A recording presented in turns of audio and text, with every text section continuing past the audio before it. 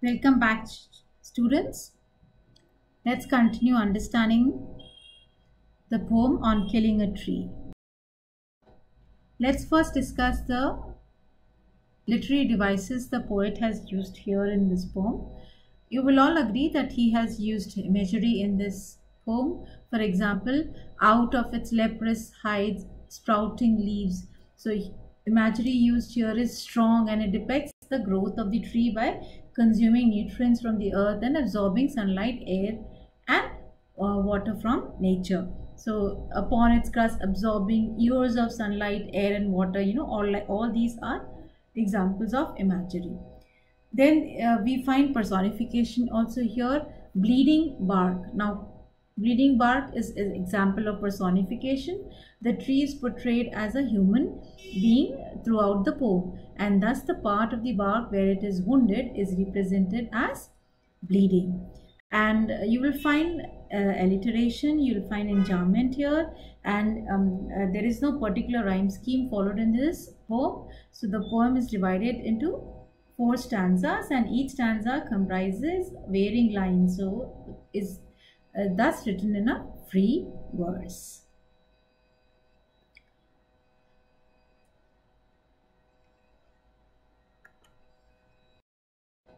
Next comes our critical analysis of the poem. Now, we all know that the poet is talking about here. It represents, a graphic picture of total annihilation of a tree. Annihilation means completely destroying it. In the poem, the tree symbolizes nature. Modern man, out of his indiscriminate greed and selfishness, roots out nature and its very spirit. So man's greed is not quenched by the mere physical process of killing a tree. Man realizes that it is not easy to kill a tree because it has grown slowly, consuming the earth and absorbing water, air, and sunrise for years. So the mere act of hacking and chopping is not sufficient to kill a tree.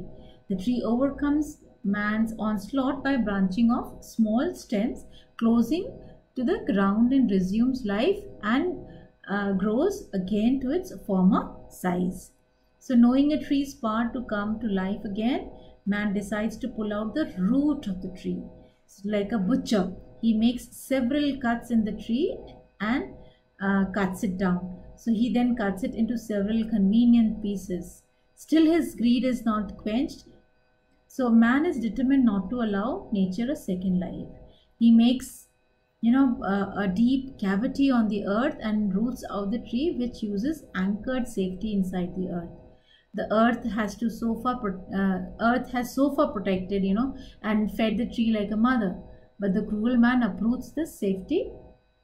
After pulling the tree down, the man further subjects it to various processes of rendering it fit for commercial purposes.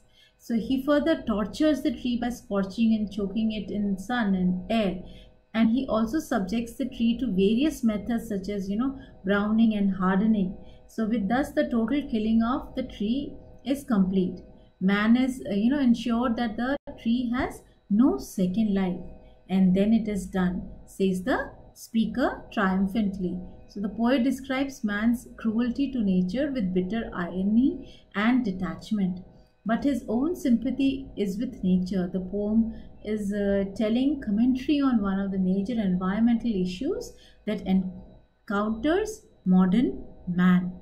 The theme in Greaves Patel's, eco-critical poem on killing a tree is, the notion or a clash between two different attitudes, saving and cutting a tree. The focus for this is environmental degradation. The poem is very short, but it slashes out scar in our minds. The ravages of modern industrial society are represented by the woodcutter. We think like of the, cannibalizing its own guts and soon to destroy the living trees and home lives of our mother earth. It was such a human story.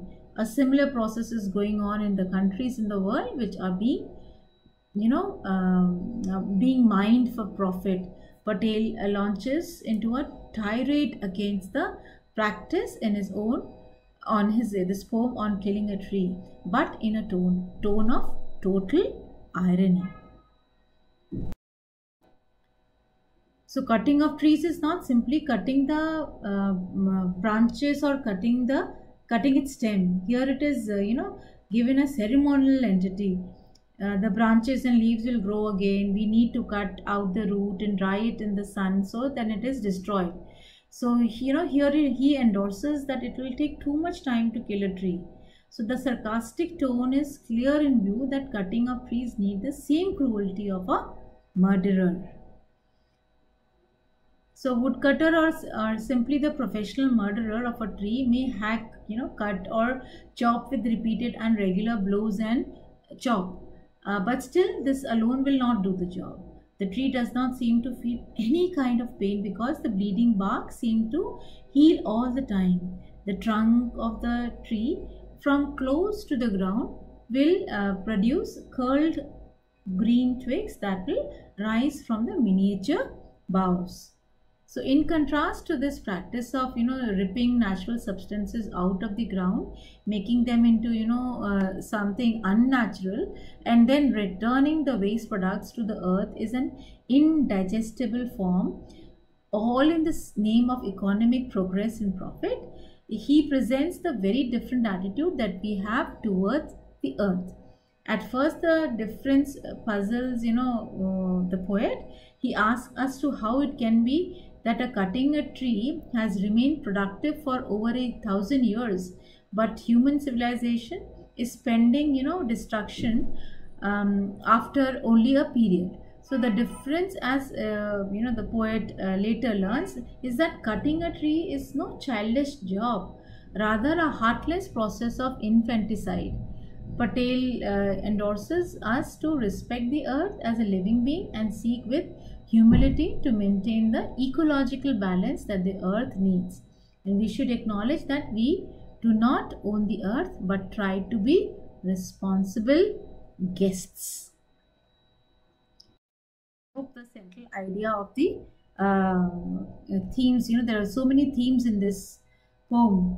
There is, we can see death here. The cutting down of trees is equated with death. Every time the poet talks of cutting down a tree, he is portraying as if we are killing it.